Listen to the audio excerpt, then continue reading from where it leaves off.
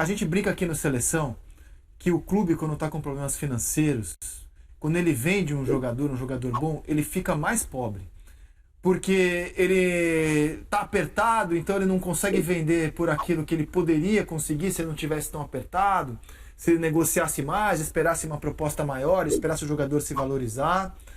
E com o dinheiro que entra, ele vai pagar dívida, não vai trazer um jogador do mesmo nível. Então ele vai acabar recorrendo a veteranos. É claramente o caso do Fluminense com as vendas que tem feito. Olhando assim, 70 milhões, parece um baita de um valor pro Luiz Henrique, né? Pô, vai colocar 70 milhões em caixa, parece um baita de valor. Vamos, antes de debater o assunto, ouvir o que o presidente do Fluminense falou sobre a venda desta pérola que é o Luiz Henrique para o Betis da Espanha. A gente teve algumas sondagens ao longo desse tempo aqui, pelo Luiz, mas nada nunca maior do que 10 milhões de euros em termos de sondagens. Mas a proposta real que chegou foi essa, 7 por 100%, depois 8 por 100%. O Fluminense negou ambas as propostas do mesmo clube, do Betis, e acabamos caminhando para fazer uma venda de 13 milhões de euros por 85% do atleta. A gente permanecerá com 15% dos direitos econômicos. É importante deixar isso bem claro. Se o atleta for no meio do ano, a gente terá 15% de todos os direitos do atleta. Direitos econômicos significa qualquer venda que seja feita no futuro, o Fluminense receberá 15% do valor integral da venda, não é mais-valia. Poderíamos aguardar, poderíamos esperar até o meio do ano. Acredito que ele sairia do mesmo jeito, aí eu estou falando desportivamente, a gente perderia ele no meio do ano de qualquer jeito, porque as propostas iriam chegar no meio do ano. Mas, infelizmente, em razão de todo o cenário que eu desenhei para vocês, talvez a gente não conseguisse esperar financeiramente até a metade do ano. E, por isso, a gente está caminhando, como eu disse a vocês, a gente tem um pré-acordo que foi assinado em fevereiro, um pré-contrato. O atleta está ciente de tudo, o tempo inteiro. Saibam vocês que isso não alterou a performance dele. Ele não deixou de performar no campo, sabendo de tudo que está acontecendo, até porque está sendo informado por seus representantes de tudo que está acontecendo. Obviamente, o atleta tem ciência, só vai se ele estiver aquecendo com tudo. Ele também tem o sonho de jogar lá, eu sempre digo isso. As propostas salariais são estratosféricas para um menino dessa idade. Ele é um menino de quase 22 anos. E a gente tem a felicidade de ter transformado esse atleta num grande atleta profissional de futebol. E que a gente, nesse momento, não vou negar a vocês, eu, antes de ser presidente do Fluminense, eu sou um torcedor, e a gente, obviamente, vai ficar com uma tristeza enorme no meio do ano se ele partir, mas a gente precisa, como eu disse, às vezes tomar algumas medidas que desagradam a muitos, inclusive a pessoas do meu carinho, da minha família, amigos, né? Eu sei que, nesse momento, uma saída do atleta no meio do ano vai desagradar a meus amigos, a familiares, enfim, a muitas pessoas que eu gosto, que eu amo e que gostam de mim também, e que amam o Fluminense como eu amo, mas eu preciso lutar sempre pela perenidade da instituição. É ele que no fim do mês tem que assinar o cheque para pagar funcionários, pagar os boletos e as contas do Fluminense. Bom, voltando àquele papo de que clube rico quando vende jogador fica mais rico e clube em situação ruim quando vende fica mais pobre. O Flamengo, por exemplo, em 2020, vendeu o Renier para o Real Madrid por 30 milhões de euros. O Internacional vendeu agora o Yuri Alberto para o Zenit por 25 milhões de euros. O São Paulo vendeu o Antony para o Ajax em 2020 por 22 milhões de euros.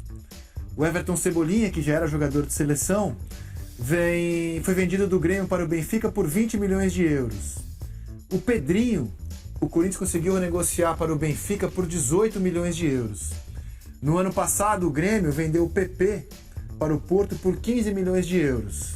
Listamos aqui jogadores atacantes com idade próxima a do Luiz Henrique que tiveram um valor mais elevado do que o atleta tricolor que vai para o Betis, né? Vai jogar num clube que mais se defende do que ataca. Eu não sou parente do Mário Bittencourt, mas também lamento que não vou poder mais ver o Luiz Henrique jogar aqui no nosso quintal. É uma perda, né? não só para o Fluminense, mas pra gente, né, que gosta. Quer dizer, a gente fica na imagem desse último gol que ele fez.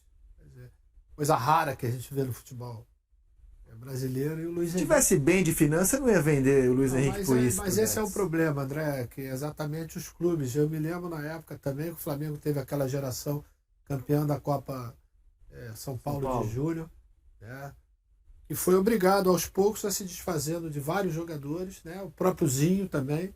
Depois, antes o Leonardo também. Mas ali o Flamengo deu uma queimada, né? O Flamengo meio que se desfez daquela rapaziada. Mas é exatamente, eu acho que o mesmo problema. Porque eu li que o Mário falou que tinham já alguns compromissos anteriores que ele seria o Fluminense agora, seria obrigado a pagar esses compromissos. Tem um problema, inclusive, com a FIFA, que ele teria que honrar esses compromissos, né?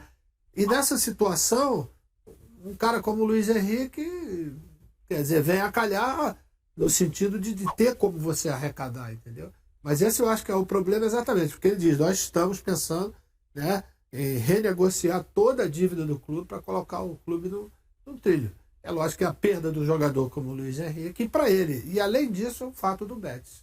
Exato. O Betis não é o melhor destino para o jogador desse Alguém talento. falou assim, pô, ele vai para a Espanha, vai se esconder.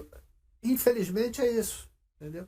Vai jogar num clube que não vai ter nenhuma perspectiva, vamos dizer, não só no campeonato espanhol, mas também dentro do futebol. Vai marcar lateral pra caramba. Não, vai precisar que ele se destaque mais ainda do que ele vem, né? Que seja um destaque maior ainda do que ele está sendo no Fluminense, mas que crie um interesse, né, vamos dizer, de um clube de maior porte. Né? Vai marcar o Renan Lodge, o Mendy, que vai marcar de lateral esquerdo, não tá de brincadeira. Mas também se fizer isso, vai crescer como jogador, vai chamar a atenção de outros clubes, vai ganhar dinheiro, vai dar dinheiro pro Fluminense. Ele acabou de fazer 21 anos, ele não tá com quase 22, fez 21 em janeiro agora.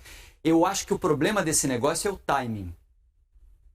Valor a gente pode discutir, mas valor depende de quem vai receber também. Se eu estou precisando daquele dinheiro, eu absorvo. Só está vendendo porque o Fluminense está aqui, ó, senão não venderia. Primeiro o timing da anunciação, né? O momento para ter vazado essa informação é muito ruim. Você está no meio de um confronto de Libertadores. No qual ele foi o grande personagem no jogo da ida. E outra, eu acho que o princípio original para você negociar um jogador como esse é ter a garantia de que você vai ficar com ele até o final da temporada. Disso o Fluminense não poderia abrir mão e acho que esse foi o grande erro da negociação. Era impossível, ou liberava no meio do ano, eles ainda vão tentar conversar, né? Mas o que está acordado é que ele sai no meio do ano agora. Mas disso eu acho que o Fluminense não podia abrir mão. O Mário prometeu que não ia fazer negócio ruim quando ele assumiu o presidente do Fluminense. E acho que o ruim desse negócio é o time. Casa? Então, eu lamento muito pela perda desse jogador, porque vai deixar o futebol brasileiro mais fraco. A gente sempre está perdendo jogadores jovens porque os clubes precisam de dinheiro. Você viu a lista ali que você fez? Tudo garotada. Tudo garotada ali que, num futuro, o Antony já está na seleção, o Cebolinha já passou pela seleção, os outros também vão poder... Tem bola para chegar na seleção, olha lá, Renier, Will Alberto, Antony, Everton, Pedrinho, PP, enfim... Todos os jogadores que saíram jovens, são jovens ainda, e a gente perde, né? E o Luiz Henrique, cara, as poucas vezes que eu vi jogar, os gols que ele fez, ele tem uma pancada de esquerda, ele desconcerta o marcador, ele fez o cara cair contra o Olímpia. Enfim, é um jogador garoto, mas de alta qualidade técnica, né? Que vai fazer falta pra gente, pro espetáculo. Eu gosto de futebol, sou comentarista, então a gente tem que comentar o que acontece, mas ao mesmo tempo de tudo isso, eu sou um torcedor do futebol, como vocês também são. Então eu gosto de ver espetáculo, eu gosto de ver os times jogarem bem, eu gosto, tudo bem, táticas de treinadores, 3... atrás, 4, não sei o quê, joga pelos lados, não tem centroavante, ou tem 2, tudo isso aí é coisa tática. Eu gosto de ver o espetáculo também. Eu analiso toda essa parte de tática pelo meu trabalho, mas meus olhos também é de cara que ama o futebol bem jogado, e quando o moleque desse vai embora, a gente fica, é um buraco que fica dentro do contexto da técnica, né, da habilidade, e da história, da cultura, e da escola do futebol brasileiro. O Luiz Henrique tem um jogo da escola do futebol brasileiro. E é uma pena. Pô, todo mundo aqui tá lamentando pra caramba. O Betis hoje até tá bem no Campeonato Espanhol, para os padrões do Betis, né? Ele é o 5º colocado, hoje ele tá pegando uma Liga Europa. É que a gente acha que o Luiz Henrique podia mais do que isso. Enfim, boa sorte para ele.